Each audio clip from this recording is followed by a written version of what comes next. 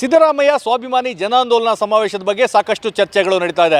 ಈ ಮಧ್ಯೆ ಈ ಸಮಾವೇಶದ ಬಗ್ಗೆ ಹೈಕಮಾಂಡ್ಗೆ ಪತ್ರವೊಂದು ತಲುಪಿದೆ ಅನ್ನೋ ಸುದ್ದಿ ಸಾಕಷ್ಟು ಚರ್ಚೆಗೆ ಕಾರಣವಾಗಿದೆ. ಈ ಬಗ್ಗೆ ಮಾತಾಡಲಿಕ್ಕೆ ಕೆಪಿಸಿಸಿ ವಕ್ತಾರ ಎಂ ಲಕ್ಷ್ಮಣ್ ನಮ್ಮ ಜೊತೆಗಿದ್ದಾರೆ. ಸರ್, ಒಂದು ಕಡೆ ಸಮಾವೇಶದ ಸಿದ್ಧತೆ ಭರದಿಂದ ಸಾಗಿದೆ, ಸಚಿವರುಗಳು ಸಮಾವೇಶದ ಸ್ಥಳದಲ್ಲಿ ಬೀಡುಬಿಟ್ಟಿದ್ದಾರೆ.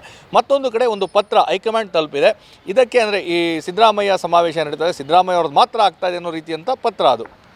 ಅದೇ ಇದು ಯಾರೋ ಕಿಡಿಗೇಡಿಗಳು ತಯಾರಿ ಮಾಡಿರುವಂಥ ಪತ್ರ. ನನಗನ್ಸುತ್ತೆ 100% BJP ಮತ್ತು JDSನವರ ಕುತಂತ್ರ ಇದು. ಅವರು ಇದರಲ್ಲೆಲ್ಲ ಭಾಳ ಎಕ್ಸ್ಪರ್ಟ್ ಇದ್ದಾರೆ. ಅನಾಮಧೇಯ ಪತ್ರಗಳನ್ನು ಬರೆಯುವಂಥದ್ದು, ಸುಳ್ಳು ಹೇಳುವಂಥದ್ರೆಲ್ಲ ಭಾಳ ಎಕ್ಸ್ಪರ್ಟ್ ಇದ್ದಾರೆ. ಅವರು ಪತ್ರ ಬರೆದುಬಿಟ್ಟು ಮೀಡಿಯಾಗಿ ರಿಲೀಸ್ ಮಾಡುವಂಥ ಕೆಲಸವನ್ನು ಮಾಡಿದರೆ, ನಾವು ಮಲ್ಲಿಕಾರ್ಜುನ ಖರ್ಗೆ ಸಾಹೇಬ್ರಿಗೆ ಆಗಲಿ ರಾಹುಲ್ ಗಾಂಧಿ ಅವರಿಗೆ ನಮ್ಮ ಹೈಕಮಾಂಡ್ಗೆ ಆ ಪತ್ರ ಬರೆದೇ ತಲುಪೇ ಇಲ್ವಲ್ಲ. ಎಲ್ಲಿ ತಲುಪಿದೆ ಅದು? ಮಾಧ್ಯಮಗಳಲ್ಲಿ ಓಡಾಡ್ತಾ ಇರುವಂಥದ್ದು ನಾವು ಕಾಣ್ತಾ ಇದ್ದೀವಿ. ನೆನ್ನೆ ಬರೆದಿರುವಂಥ ಪತ್ರ ಇಮೇಲ್ ಮೂಲಕ ಹೋಗಿರುವಂಥದ್ದು ಡೆಫಿನೆಟ್ಲಿ ಪೊಲೀಸ್ನವರು ಇನ್ವೆಸ್ಟಿಗೇಷನ್ ಮಾಡ್ತಾರೆ. ಇಮೇಲಲ್ಲಿ ಹೋಗಿಲ್ಲ, ಅದು ಹಾರ್ಡ್ ಕಾಪಿನಲ್ಲಿ ಹೋಗಿರುವಂಥದ್ದು. ಸಿಗ್ನೇಚರ್ ಏನೋ ಒಂದು 4 ಸಿಗ್ನೇಚರ್ ಅವರೇ ಹಾಕ್ಕೊಂಡವ್ರು, ಯಾರು ಅನ್ನುವಂಥದ್ದಿಲ್ಲ. ಸಿದ್ದರಾಮಯ್ಯವ್ರ ನೇತೃತ್ವದ ಸರ್ಕಾರ, ನಮ್ಮ ಮುಖ್ಯಮಂತ್ರಿಗಳು, ನಮ್ಮ ಪಕ್ಷದ ನೇತೃತ್ವದಲ್ಲಿ ಮತ್ತು ಸಿದ್ದರಾಮಯ್ಯ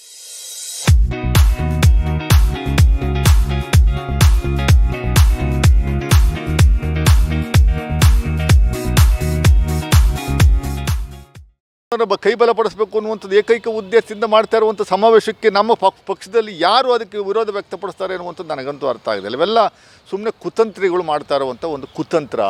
ಎಲ್ಲೂ ಯಾರಿಗೂ ಅಸಮಾಧಾನ ಇಲ್ಲ.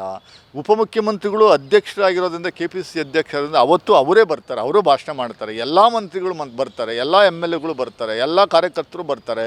ಕಾಂಗ್ರೆಸ್ ಪಕ್ಷದ ಕಾರ್ಯಕ್ರಮ ಆಗಿರುತ್ತದು. ಪ್ಲಸ್ ಜನಪರ ಸಂಘಟನೆಗಳ ಒಕ್ಕೂಟನೂ ಇದರೊಳಗೆ ಸೇರ್ಕೊಂಡಿದೆ. ಸೊ ಇದು ಯಾವುದೋ ಒಂದು ಸಿದ್ದರಾಮಯ್ಯನವರ ವೈಯಕ್ತಿಕವಾದಂಥ ಸಮಾವೇಶ ಅಲ್ಲ. ಸಿದ್ದರಾಮಯ್ಯ ಸಾಹೇಬರು ಮಾಡ್ತಾ ಇರುವಂಥ ಒಂದು ಸಮಾವೇಶ ಅಲ್ಲ. ಪ್ರದೇಶ್ ಕಾಂಗ್ರೆಸ್ ಸಮಿತಿ ಮತ್ತು ಶೋಷಿತ ವರ್ಗಗಳ ಸಂಯುಕ್ತ ಆಶ್ರಯದಲ್ಲಿ ಮಾಡ್ತಾ ಇರುವಂಥ ಸ್ವಾಭಿಮಾನಿ ಸಮಾವೇಶ. ಅಂದರೆ ಈ ಪತ್ರ ಏನಾಗಿದೆ? ಪತ್ರದಲ್ಲಿ ಏನಿದೆ ನನಗೂ ಅರ್ಥ ಆಗ್ತಾಯಿಲ್ಲ. ಪಕ್ಷಕ್ಕೆ ಧಕ್ಕೆ ಯಾಕೆ ಬರುತ್ತೆ?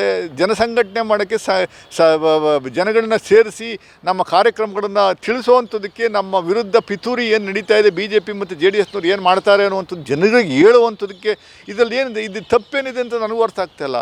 ಯಾವ ಅಪಸ್ವರನೂ ನಮ್ಮ ಪಕ್ಷದಲ್ಲಿಲ್ಲ.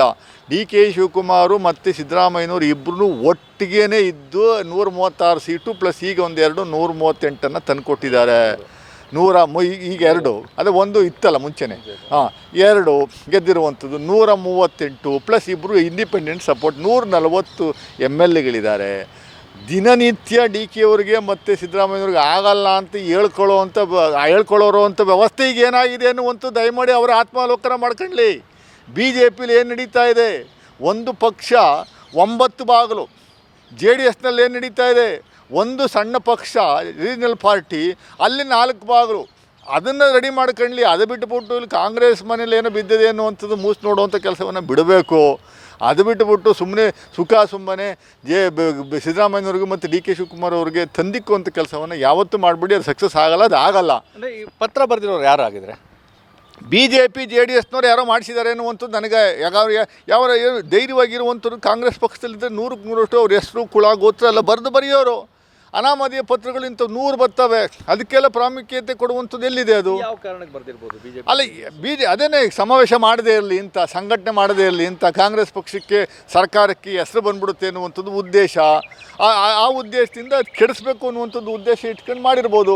ಕಾಂಗ್ರೆಸ್ ಪಕ್ಷದವರೇ ಸಮಾವೇಶ ಮಾಡಬೇಡ, ಸಂಘಟನೆ ಮಾಡಬೇಡ ಅಂತ ಯಾರು ಮೈಂಡ್ ಹಂಗಾರೆ ನಮ್ಮ ಕಾಂಗ್ರೆಸ್ನವ್ರು ಅಲ್ಲ ಅಂತ ಆಗುತ್ತೆ. ಸೊ ನಮ್ಮಲ್ಲಿ ಆ ಥರ ಯಾವ ಭಿನ್ನಾಭಿಪ್ರಾಯವೂ ಇಲ್ಲ, ಎಲ್ಲೂ ಅಪಸ್ವರವೂ ಇಲ್ಲ. ಆ ಥರ ಇದು ನೇರವಾಗಿ ಮಾತಾಡುವಂಥ ಲೀಡರ್ಸ್ಗಳು ನಮ್ಮಲ್ಲಿ ಸಾಕಷ್ಟು ಜನ ಇದೆ. ಪತ್ರದ ಬಗ್ಗೆ ತನಿಖೆ ಹೋಗಿ ಏನಾದ್ರು ಒತ್ತಾಯಿಸಿರ? ತನಿಖೆ 100% ನಾವು COD CIDಗೆ ನಾವು ಕಳಿಸುವಂಥ ಕೆಲಸವನ್ನು ಮಾಡ್ತೀವಿ. ಕೆಲವು ಮಾಧ್ಯಮಗಳಲ್ಲಿ ಏನು ಸರ್ಕ್ಯುಲೇಟ್ ಆಗಿದೆ ಅದು ಮಾಧ್ಯಮದವ್ರ ಮೂಲಕ ನಾವು ಮಾಹಿತಿಯನ್ನು ತೆಗೆದುಕೊಳ್ಳುವಂಥ ಕೆಲಸವನ್ನು ಮಾಡ್ತೀವಿ. ಅವ್ರಿಗೂ ಕರೆದು ಕೇಳ್ತೀವಿ, ದಯಮಾಡಿ ನಿಮ್ಗೆ ಎಲ್ಲಿ ಬಂತು, ಯಾಕೆ ಬಂತು, ಪೋಸ್ಟಲ್ಲಿ ಬಂತಾ, ಇಮೇಲಲ್ಲಿ ಬಂತು, ಏನು ಅಂತ ಹೇಳಿ ಅದನ್ನು ತನಿಖೆ ಮಾಡಿಸುವಂಥದ್ದು 100% ಮಾಡ್ತೀವಿ. ಇದು KPCC ವಕ್ತಾರ ಎಂ ಲಕ್ಷ್ಮಣ್ ಅವರ ಮಾತು.